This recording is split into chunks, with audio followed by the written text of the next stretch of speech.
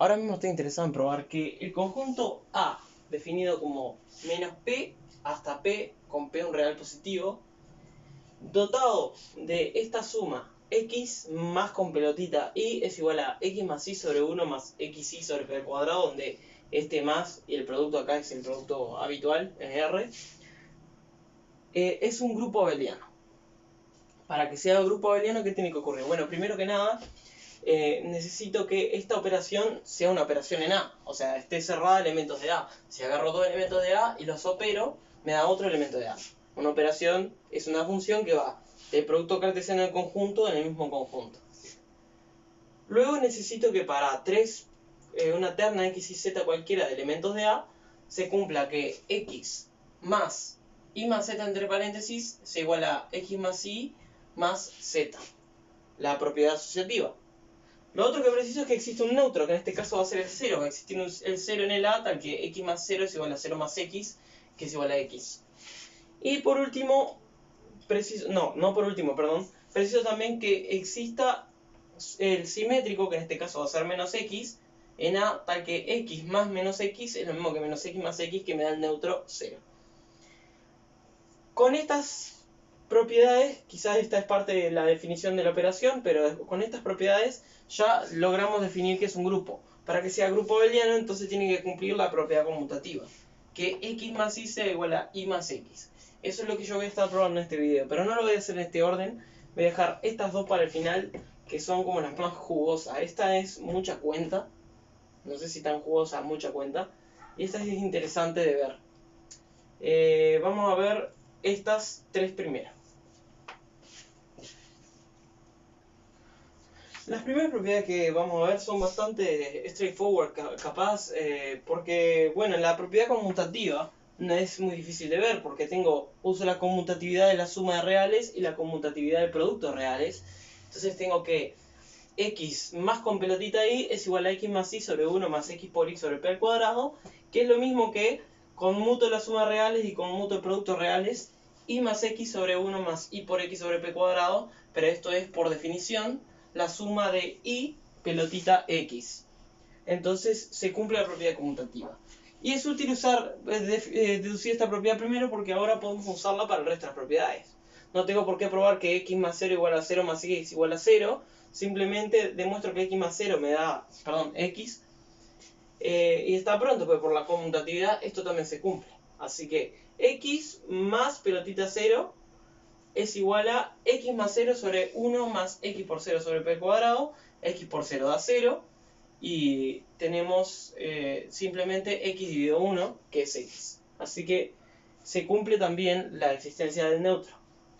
Luego tenemos el simétrico menos x. Tenemos x más pelotita menos x. De nuevo, no es necesario probar al revés, porque ya tenemos la conmutatividad. X más menos x dividido 1 más x por menos x sobre p al cuadrado. Y esto queda x menos x da 0. Y en el denominador tenemos 1 menos x cuadrado sobre p al cuadrado. Importante, x está en el intervalo menos p abierto. Por lo tanto, x nunca es igual a p. Por lo tanto, esto nunca es 1. Siempre es menor que 1. Y por lo tanto, este denominador nunca se anula. Entonces no tenemos ningún caso en que esto dé 0 para no poder definir esta operación. Y tenemos directamente entonces que esta cuenta da 0, porque tenemos un 0 en el numerador. Ahora vamos a la asociativa.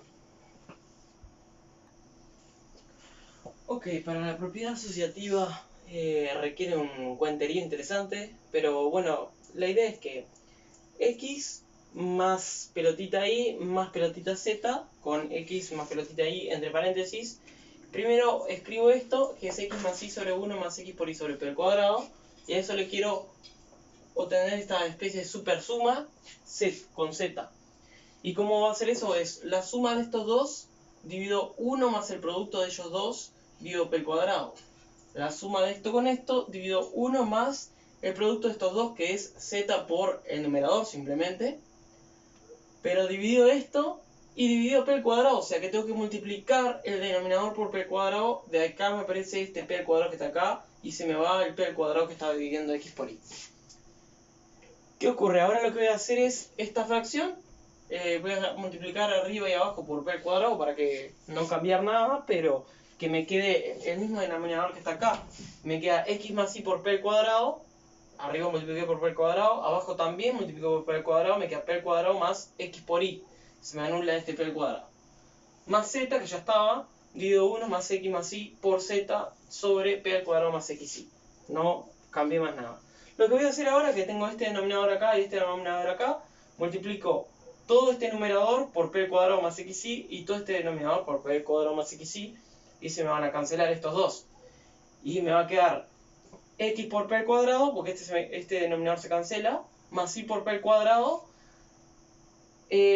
También me va a quedar en algún lado...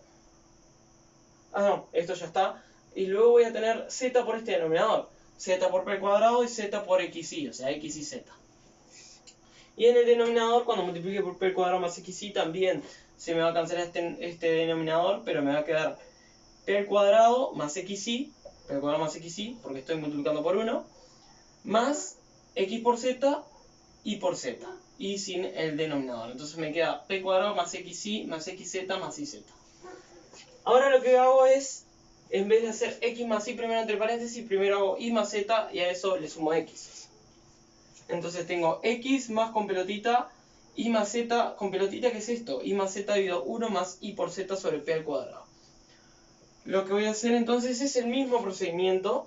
Escribo acá la suma de ellos dos.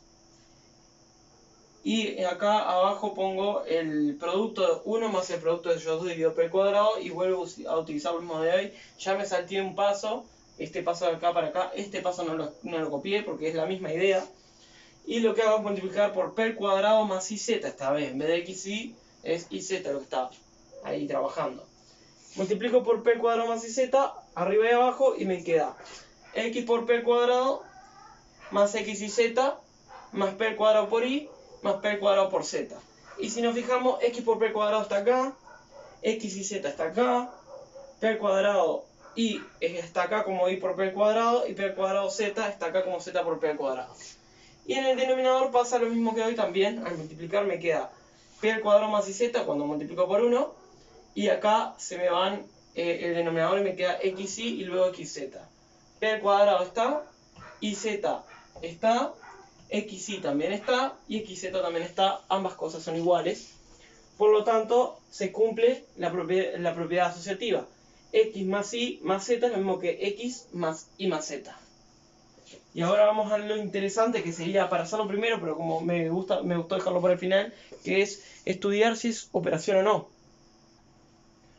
Entonces, queremos que dado 2xy en A, su suma con esta suma inventada, x más pelotita y, también esté en A, para que sea una operación. Pero para estar en A, entonces, sabemos que esto es un número y que nunca va a haber problemas en su definición, porque ya discutimos que en el denominador x por y nunca llega a ser p al cuadrado, menos p al cuadrado, mejor dicho, nunca se anula, así que no hay problema.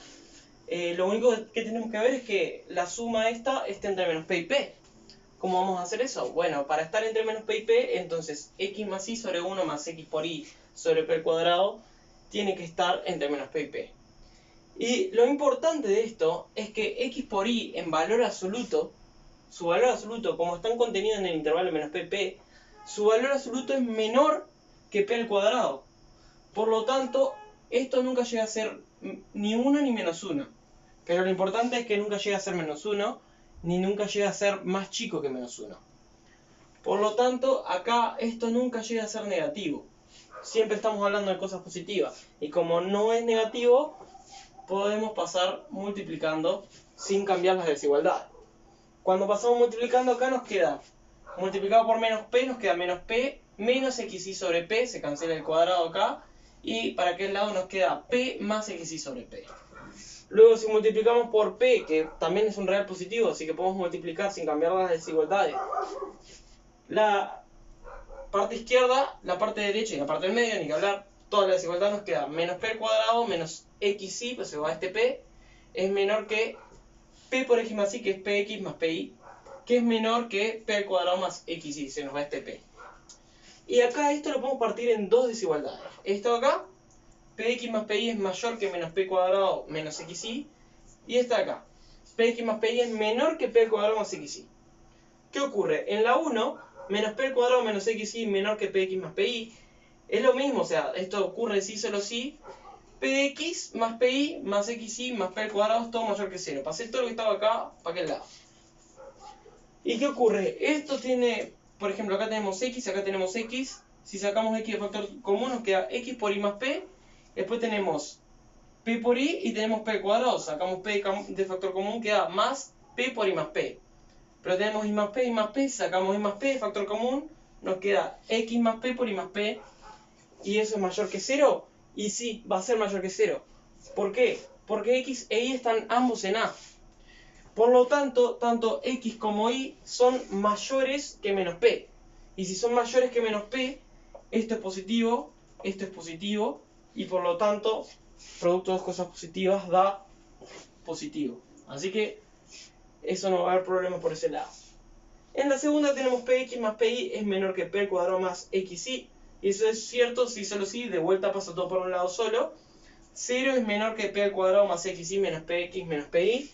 Si solo si, si saco x de factor común, acá me queda x por y menos p, más saco p de factor común, me queda p por p menos y, es mayor que 0. Lo que puedo sacar de factor común acá quizás es menos p. Saco menos p de factor común y cambio esta resta de sentido.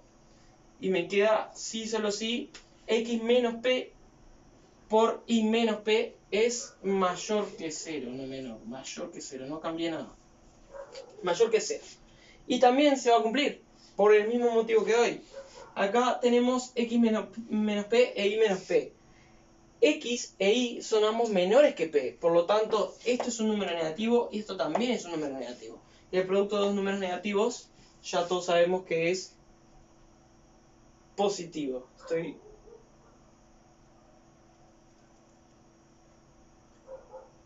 recapitulando por las dudas que no haya metido la pata en un lugar. Un número más chico que p, menos p, no, está bien, creo que esté bien. Igual, el argumento es utilizando que x e y está entre menos p y p, entonces estos productos son ambos positivos, por lo tanto se cumplen las dos desigualdades, y si se cumplen las dos desigualdades, se cumple lo que teníamos originalmente. Que x más y está en el conjunto A, por lo tanto esta operación es una operación en A sin problema. Ahora el tema es, ¿yo puedo generalizar esta operación a un conjunto B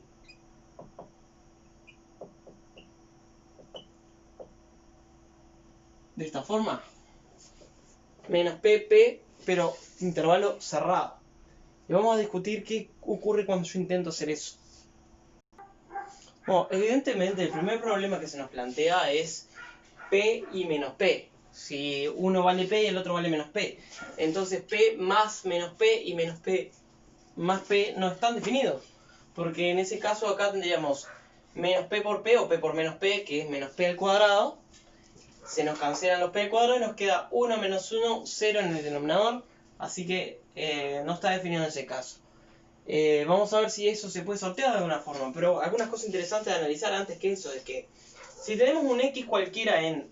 puse A y era B, ahora estamos con el conjunto B.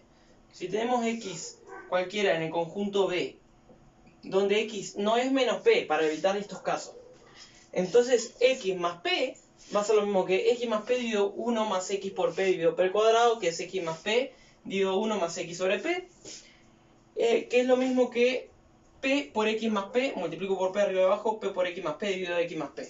Cancelo el x más p y me queda p.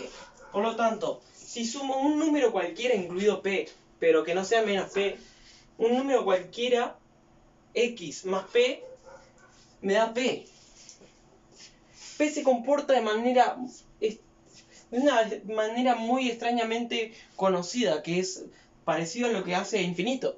Cuando hablábamos de infinito y sus operaciones, infinito más infinito da infinito, un número por infinito, un número positivo por infinito da infinito, la suma de un número, acá multiplicación no tenemos, la suma de un número más infinito da infinito, o sea, se comporta muy parecido a infinito.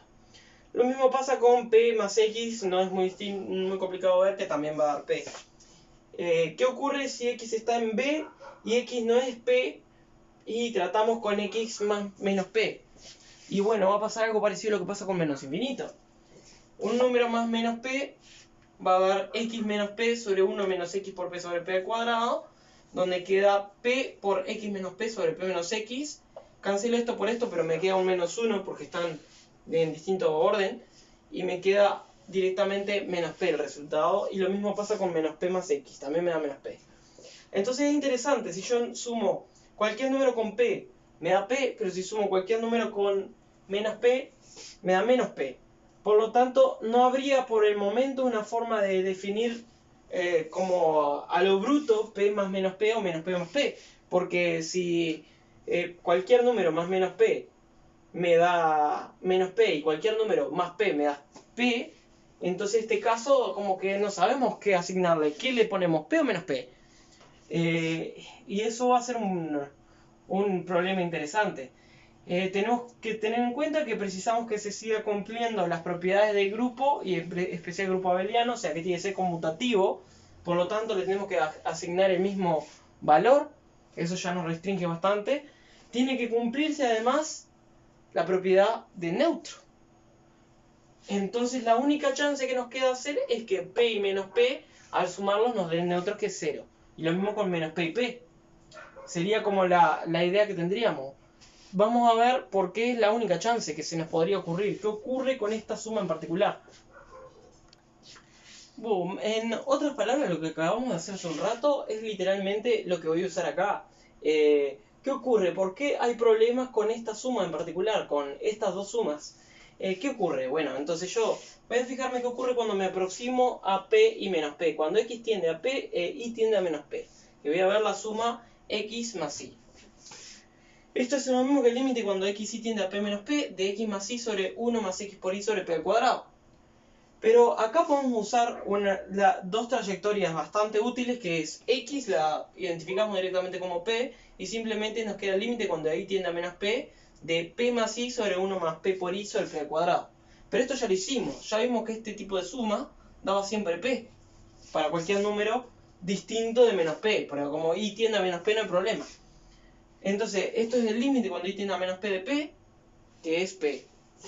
Y por otro lado, si tomamos y idénticamente menos p, tenemos el límite cuando x tiende a p de x más menos p o x menos p sobre 1 más x por menos p o menos x por p sobre p al cuadrado, que ya hicimos esta suma y ya vimos que esta da menos p para cualquier x que no sea p. Entonces el límite cuando x tiende a p de menos p nos queda menos p.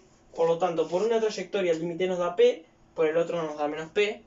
Quiere decir que el límite original no existe. Y como este límite no existe, no hay un valor concreto al que le podemos asignar. Pero estuvimos discutiendo que quizá, tan solo quizá, para que se cumpla la propiedad del neutro, podemos directamente definirlo como 0. ¿Por qué no podemos decir que p más p, en los casos particulares, p más menos p y menos p más p van a dar 0? Y ahí tenemos otro problema. Por desgracia, si intentamos definir a la fuerza la suma de esta forma, p más menos p y menos p más p igual a 0, se nos deja de cumplir la propiedad asociativa. Y la forma de darnos cuenta de esto es tratando de forzar a que no pase, o sea, tratando de ver un caso en el que obviamente no va a pasar. Para eso se me ocurrió menos p más p y tratar de ver las combinaciones. Si yo pongo el paréntesis acá, me queda menos p más, y primero tengo que hacer esto. O sea, menos p más p. Pero menos p más p lo definimos como 0, así que me queda menos p más 0. Y ya sabemos que eso, como 0 es el neutro, es menos p. Y es más, ya lo vimos antes, no hubo ningún tipo de problema con eso. Pero ¿qué ocurre si yo pongo los paréntesis acá? Tengo menos p más menos p, y ya vimos que esta suma, cualquier número distinto de p sumado con menos p, nos da menos p. Y entonces nos queda menos p más menos p, que es menos p. Si le sumamos p, esto lo definimos como 0. Acá, menos p más p lo definimos como 0. Por lo tanto tenemos que menos p, por un lado, menos p más menos p más p nos da menos p. Y por el otro, menos p más p nos da 0. Entonces no se cumple la propiedad asociativa. Yo no puedo cambiar los paréntesis de lugar sin alterar las cosas, por lo tanto no hay forma de definir esto como un grupo. Lo cual es triste, porque hubiera estado bueno poder extenderlo al intervalo menos pp. voy ya 20 minutos, así que leas un poco más.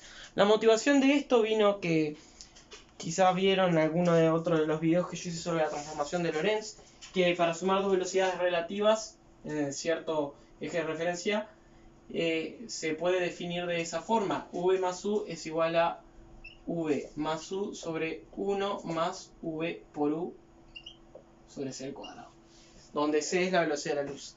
Y bueno, la velocidad de la luz se comporta como cierta idea de infinito, por así decirlo, cuando hablamos de velocidades en este sentido. Y de ahí se me ocurrió tratar de hablar de conjuntos en donde yo pueda definir un grupo abeliano. Y ya vimos que si yo incluyo P y menos P y P se complica la cosa. Y si yo no los incluyo, puedo hablar de grupos abelianos sin ningún tipo de problema. Y está. Hasta acá, demasiado.